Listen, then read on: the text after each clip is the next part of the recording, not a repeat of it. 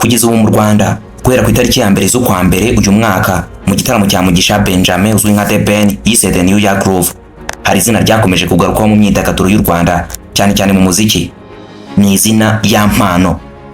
Nta muntu witabiriye igitaramo cya The Ben utarabonye uburyo abanyarwanda bishimiye ya mpano, kugera ubwo bamugereranya na Diamond Platnumz wo muri Tanzania, bavuga bati kuba Diamond ataraje ntacyo twahombye, n'ubundi ya mpano yarengeje ibyo Diamond yari gukora. Muri make ya mpano yabaye ya mpano ku mbuga nkoranyambaga n'imyidagaduro yo mu Rwanda, kugeza n'ubu aracyari igitaramo ku mbuga nkoranyambaga. Ibintu bitangaje cyane ni urugendo rw'ubuzima rw'uyu muhanzi ya mpano winjiye muri BK Arena, ibihumbi by'abari bahateraniye bikavuza induru, ari nako baririmba indirimbo ze zakunzwe nka Bucura, Uwo Muntu, Uwo Rizagwira n'izindi. Wari uzi ko se iyi ndirimbo Uwo Rizagwira yitiranwa n'izina rye?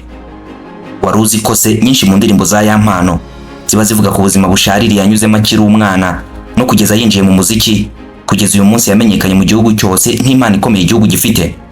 Yarabeshye, arariganya, ariba, aba umuraperi ndetse acika iwabo, ariko byose byari ukugira ngo azave mu ya mpano buri munyarwanda wese akunda uyu munsi.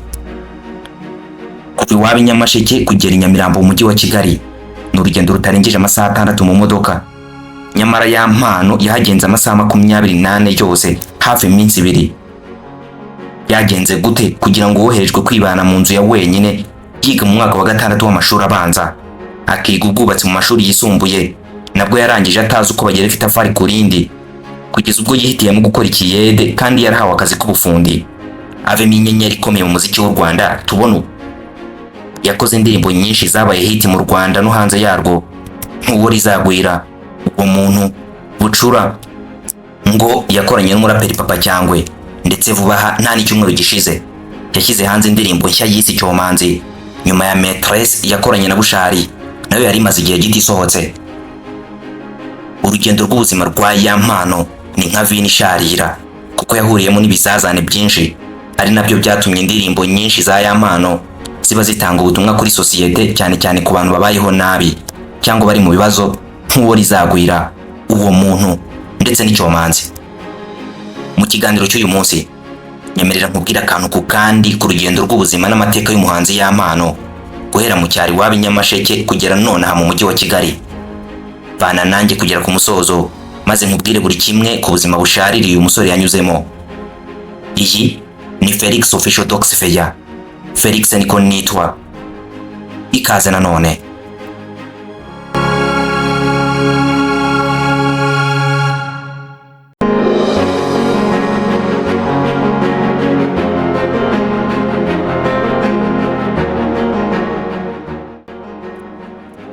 Amazina ye bwite ni Uwo Rizagwira Florie, akaba yaravutse mu kwezi kwa 6 mu bihumbi 2000, avukira hitwa Mpabe mu karere ka Nyamasheke mu murenge wa Rangiro. Birumvikana neza ko nkubwira ibi ya mpano ari umusore w'imyaka 25 y'amavuko.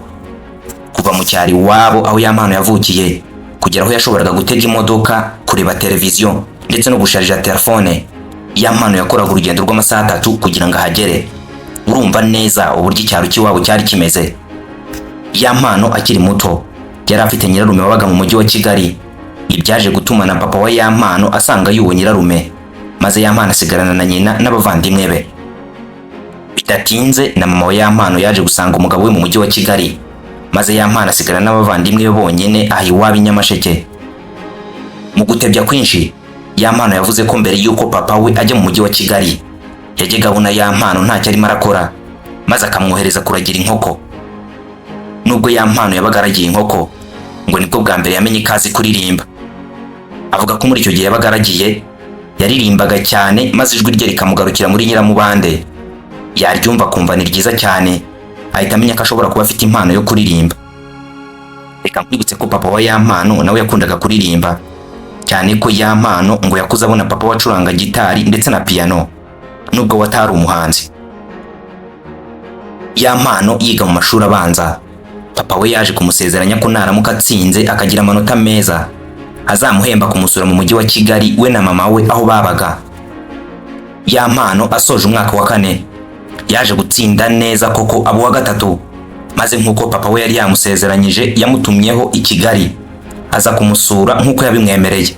Bwa mbere Ya Mpano agera i Nyamirambo aho papa we yabaga, niwe yatangiye kubona ibyo yatekerezaga ko bitashoboka n'amaso ye, ibintu we yafataga nk'inzozi. Reka nkwibutse ko Ya Mpano akiri umwana yabaga arimo araririmba indirimbo z'abahanzi batandukanye barimo Dream Boys, Urban Boys, Tom Close, The Ben, Makanyaga Abdul ndetse n'abandi harimo n'Izeyimana. Mu mujyi wa Kigali yatangiye kubona ibintu bitandukanye yumvaga kuri radio gusa nka Studio Touch Records yabaga i Nyamirambo, abahanzi batandukanye barimo Bulldog, Riderman ndetse n'abandi batandukanye. Ibintu byamushimishije kurenza ibindi byose kuko nawe yari afite inzozi zo kuzakora umuziki. Nkuko byari ugusura nyine, igihe cyarageze aho Ya Mpano yagombaga gusubira iwabo Cyangugu nyuma yo kumara amezi 2 i Nyamirambo.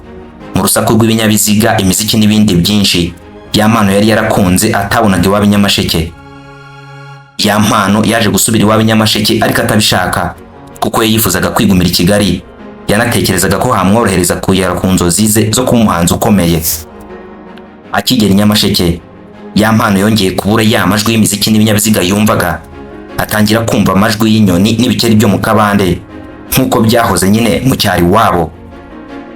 Ya Mpano yumvise atakomeza kuba muri icyo cyaro, yiyemeza kuzongera akisubirira i Kigali agasanga papa we, cyane ko yari yabonye aho atuye neza neza, kandi wibuke neza yarahamaze amezi 2, yarahamenyereye rwose. Nubwo yatekerezaga kongera gusanga se, yari agifite imbogamizi imwe ikomeye, amafaranga yo kumugeza i Kigali aho papa watuye. Amaze icyumweru kimwe gusa agarutse i Nyamasheke, Ya Mpano yafashe umuceri yari yarakuye i Kigali, ababyeyi bari baramuhaye ngazanira abavandimwe be, maze acunga mushiki we ahuze arimo akubura, ahita awujyana ku musaza w'umuturanyi aramugurira amuha 5,000. Nk'ibisanzwe Ya Mpano yakoze rwa rugendo rw'amasaha 3 agera aho bategera imodoka ku Ityazo.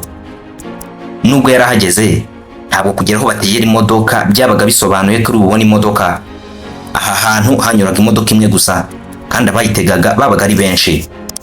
Kuko yari umwana, yabuze umwuriza maze Ya Mpano asigaraho, imodoka iramusiga nyine birumvikana. Wibuke neza ko Ya Mpano atari gusubira iwabo kuko yari yahavuye abibye umuceri. Nyuma yo kumara umwanya ategereje, yabonye indi modoka ya taxi yanditseho Impara yari kuhamukura, gusa yo yanyuraga mu ishyamba rya Nyungwe igakomeza ni Butare. Nta gutinda Ya Mpano yafashe iyo taxi, ariko kubw'amahirwe make bageze mu ishyamba rya Nyungwe hagati, imodoka yahise bapfiraho. Umunyamwaku ntarimo isoko koko. Ibi ni nabyo Ya Mpano yaririmbye mu ndirimbo ye Uwo Rizagwira, aho yaririmbye ati niba ari isomo naribonye umunsi imodoka ipfira Nyungwe. Abantu bose bari muri iyo modoka batangiye kwibaza kuri uwo mwana muto utari kumwe n'umuntu n'umwe, ariko we ababeshya ko yavuganye na papa we ko nagera i Nyabugogo amuhamagara akajya kumufata, nyamara yarabeshyaga. Abo bantu bamwatse nimero za papa we ngo bamenyeshe ibyabaye, ariko Ya Mpano babeshya ko nimero ya papa we itari gucamo, nyamara nabwo yarabeshyaga. Ariko iki gihe bwo nimero za papa we yari azifite kuko yari yarigeze kumusura. Kubw'amahirwe baje kubona indi modoka ibakura aho ngaho.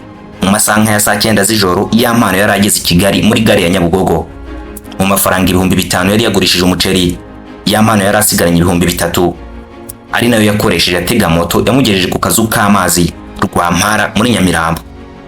Papa wa Ya Mpano yatunguye cyane no kubona umuhungu we amusanze i Kigali ndetse ashaka kumukubita, ariko mama we aramubuza kuko byashoboraga gutuma Ya Mpano ahita ahinduka ikirara ndetse akajya mu biyobyabwenge.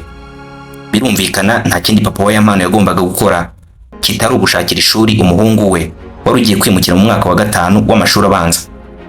Ni nako byagenze, maze Ya Mpano ahita akomereza kuri Ecole Primaire Kabusunzu mu mwaka wa 5. Akirangiza umwaka wa 5, papa we yabonye ko Ya Mpano yashoboraga kurarurwa n'imihanda ya Kigali, maze ahitamo kumugurira igare amujyana kuri Bugesera hafi n'ikigo cya gisirikare, aho papa we yari afite inzu. Nibyo ubyumvise neza, ubwo Ya Mpano yigaga mu mwaka wa 6 w'amashuri abanza, yibanaga mu nzu ye wenyine mu karere ka Bugesera muri Mbyo. Kubera ko bari begeranye n'ikigo cya gisirikare, Ya Mpano yaje kugerageza kwiyandikisha mu gisirikare ajyanye n'abandi, ariko we baramwangira kubera ko yari akiri muto atarakwiza imyaka. Mu buryo butangaje, Ya Mpano yakoraga urugendo rw'amasaha arenga 4 n'igare rye akajya gusura papa we i Nyamirambo. ya mpano yakomeje kuba i Bugesera agera muri segondere, ari nakarushaho gukunda umuziki. Icyo gihe akaba yaratangiye gukora imiziki ari umuraperi aho yiyitaga Danger.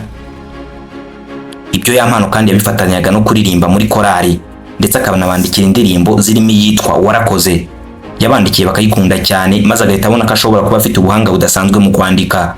Kandi koko nibyo, kuko indirimbo ze zose ari uziyandikira.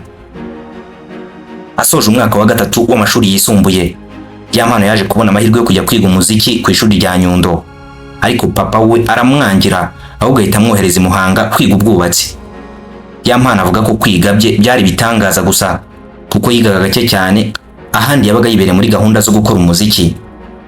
We ubwe yiyemerera ko diplome ye iriho amanota make cyane, kamuhesha akazi akariko kose na kamwe muri uru Rwanda, kubera ko ngo atajyaga yiga na gato, kuko no mu ishuri yigaga ku manyanga gusa. Avuga ko mu ibanga rikomeye, igihe cy'ibizamini atajyaga yandika izina rye ku rupapuro rw'ikizamini, ariko agasinya nk'uwitabiriye. Ibyatumaga amanota yabura, maze mwarimu wagashinjwa uburangare bwo guta urupapuro rwe. Ibyatumaga ahita ahabwa amanota hashingiwe ku yo yabaga yarabonye mu mikoro yo mu ishuri. Icyakora avuga ko mu mikoro yo mu ishuri yageragezaga kubona byibura 1/2 kugira ngo bazayakube mu kizamini. Ya mpano akirangiza amashuri yisumbuye, papa we yagiye kumushakira akazi ko kubaka aho bubakaga umuhanda wa Rwampara, ndetse arakabona.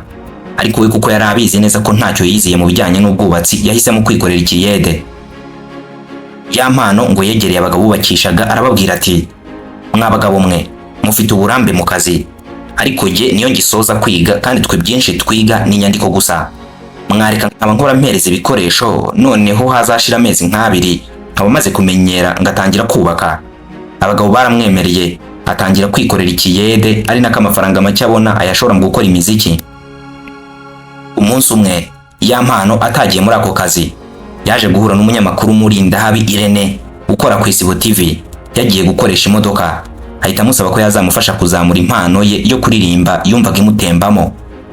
Murindahabi Irene ngo yamusabye kumuririmbira, maze nawe yumva koko uwo mwana afite impano ikomeye. Yahise amuha nimero ze za telefone, ndetse bidatinze ya mpano yahise amuhamagara.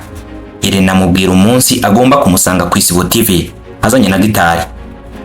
Ya mpano utaragiraga gitari icyo gihe ariko azi kuyicuranga, yahise ajya gutira gitari Makanyaga Abdul bari baramenyanye, maze ajya guhura n'umunyamakuru Irene Murindahabi ku Isibo TV. Icyo kiganiro cyabaye cy'umumaro cyane kuri ya mpano, kuko abantu batandukanye bari bakunze impano ye batangiye kumwohereza amafaranga binyuriye kuri nimero ye Irene yari yatanze. Guhera ubwo yatangiye gukora ibiganiro bitandukanye kuri YouTube channel zitandukanye, ari nako abantu batandukanye bakunda impano ye bamutera inkunga, barimo n'umurundi wamwohereje agera ku 350 by'u Rwanda. Ya mpano amafaranga menshi ya mbere 800 yakoreye ngo yahise ayaha papa we wari umeze nk'uwahombye mu bucuruzi yakoraga, kugira ngo yongere azahura ubucuruzi bwe. Ya mpano mu buryo butangaje yigeze no gufungwa igihe kigera ku mezi 2, aho yashinjwaga gusambanya umwana w'umukobwa utarageza imyaka y'ubukure, ariko baza gusanga abeshyerwa kuko ntabyo yari yakoze. Ya mpano avuga ko uwo mukobwa bari inshuti gusa, ariko ibyo batigeze babikora. Wakwibaza icyabiteye? Uyu mwana wakundaga na ya mpano yaje kubona ya mpano asigaye ahararanye na mukuru we uwo mukobwa, maze kubera umujinya no kumva ko yari yahemukiwe, ahitamo kumubeshyera ko yamusambanyije. Icyakora ya mpano avuga ko atigeze yongera guhura n'uwo mukobwa hafunguriwe, ndetse ko atazi naho yagiye kugeza ubu.